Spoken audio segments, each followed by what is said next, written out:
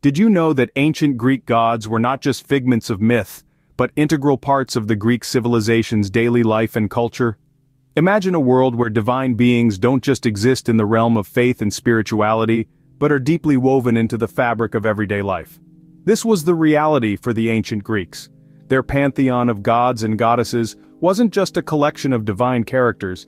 These deities had active roles in shaping the Greeks' way of life, their laws, their art, and even their understanding of the world. Think of it as a divine soap opera, where the gods and goddesses were not distant entities but rather active participants in the drama of life. They had their favorites, they had their enemies, and they weren't shy about intervening in human affairs. This belief system permeated the Greeks' existence, influencing everything from their daily routines to their governing principles. The ancient Greeks worshipped their gods with fervor and devotion. Temples dedicated to these deities dotted the landscape, serving as both places of worship and as community centers. Festivals and rituals were conducted in their honor, with the belief that pleasing the gods would result in their favor and protection. But it wasn't just about trying to win the gods' favor. The gods were also a source of inspiration. The myths surrounding these deities served as a moral compass, guiding the Greeks' behavior and shaping their societal norms. This reverence for the gods was also reflected in their art. From grand sculptures to intricate pottery, the depictions of gods and goddesses served as a testament to their enduring influence. In essence, the ancient Greek gods were far more than just mythical figures. They were the guiding forces, the moral compass, the inspiration, and even the critics of the Greek civilization. They were the invisible hands that shaped and molded this society, leaving an indelible imprint on the course of history. The ancient Greek gods were so much more than just characters in stories. They were omnipresent forces that shaped a whole civilization. The ancient Greeks didn't just worship one or two gods, they had a whole pantheon of deities, each with their own unique attributes and responsibilities. This pantheon was like a divine council, where each god and goddess had a role to play, each one as important as the next.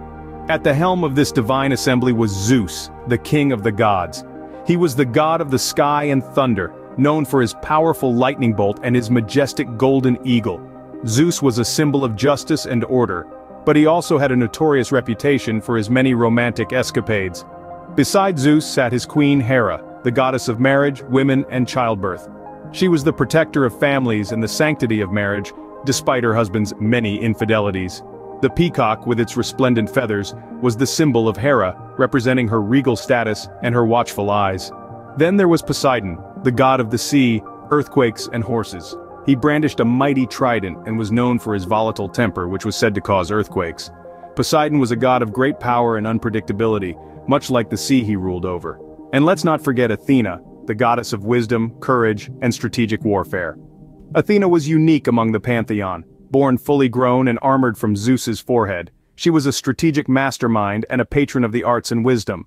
Her symbol was the owl, a creature known for its keen sight and wisdom. These are just four of the many gods and goddesses of the ancient Greek pantheon, but they exemplify the intricate and diverse nature of this divine council. Each god and goddess had their own distinct personality, powers, and symbols, reflecting the various aspects of life and nature that they governed. Each god had a unique role in the ancient Greek pantheon, making for a complex and fascinating religious system. Greek gods didn't just sit on Mount Olympus and watch the world go by. They were known to intervene in human affairs, sometimes with catastrophic results. Indeed, the tales from ancient Greece are filled with divine interventions, where gods would take sides, incite conflict, or offer guidance. Let's delve into some of these captivating narratives. One of the most well-known tales of divine intervention is the Trojan War. Hera, Athena, and Aphrodite, three powerful goddesses, quarreled over who was the fairest. Paris, a prince of Troy, was chosen to decide. Seduced by Aphrodite's promise of the most beautiful woman in the world, he selected her, thus kindling the flames of the Trojan War. This 10-year conflict, marked by the gods' direct involvement, was more than a mere mortal skirmish. It was a divine feud, mirroring the vanity and rivalry of the gods themselves. Then there's the epic journey of Odysseus in the Odyssey, where divine intervention is a constant theme. Poseidon, the god of the sea, harbored a grudge against Odysseus for blinding his son, the Cyclops. He made Odysseus's journey home a decade-long ordeal filled with treacherous storms and monstrous creatures. Athena, on the other hand, advised and aided Odysseus, proving that gods could be both vindictive and benevolent. These stories were not just thrilling tales of adventure and conflict. They served a deeper purpose. They were the ancient Greeks' way of explaining natural phenomena, like violent storms at sea or the outcome of wars. They were also moral lessons, reminding individuals of the consequences of hubris and the importance of piety. These tales of divine intervention are a testament to the Greeks' belief in the direct influence of their gods on their lives. The gods were not distant entities but active participants in the world, capable of wrath and favor, punishment and reward. Such was the fascinating world of ancient Greece, where the divine and the mortal realms were intimately entwined. Unlike some other religions, the Greek gods were not perfect beings. They had human-like qualities, including flaws and vices. This understanding of divinity, rich in complexity and relatability, sets the Greek pantheon apart from others. Let's dive into the human-like qualities of these divine beings. Just like us, the Greek gods experienced a broad spectrum of emotions. They could feel joy, anger, jealousy, and even fall in love. The infamous tale of Zeus, for instance, is a testament to his many romantic escapades and subsequent jealous rages. His wife, Hera, was often consumed by jealousy due to his infidelities. These gods were not above the petty squabbles and emotional turmoil that are so very human. And speaking of relationships, the gods had their own intricate web of familial ties, friendships, rivalries, and enmities. They had siblings, parents, children, and spouses just like humans. They formed alliances, harbored grudges, and even waged wars. The Trojan War, a pivotal event in Greek mythology, was essentially a divine family feud played out on the mortal stage. Beyond emotions and relationships, the Greek gods had their own set of weaknesses. They were not omnipotent or omniscient. Each god had a specific sphere of influence and were limited to their domain. Even Zeus, the king of the gods, had his limitations. He was bound by the decrees of the fates, and his power did not extend to altering destiny. Additionally, the gods could be wounded, tricked, and even on very rare occasions killed. For example, the god Asclepius was killed by Zeus for violating the natural order by resurrecting the dead. The gods' flaws, emotions, relationships, and limitations made them far more relatable to the ancient Greeks than perfect, distant deities would be. They served as mirrors to the human condition, reflecting the virtues and vices, the triumphs and tragedies of human life. The human-like qualities of the Greek gods made them relatable to the ancient Greeks, further cementing their importance in Greek society. The influence of the Greek gods didn't end with the fall of ancient Greece. They have left a lasting legacy that can still be seen today.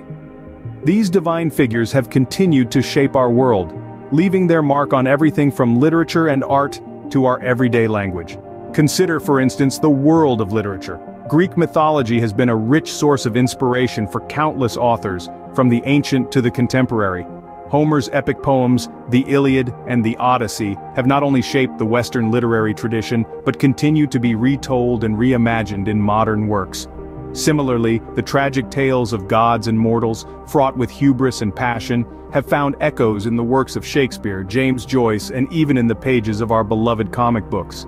In the realm of visual art, the influence of Greek gods is just as profound.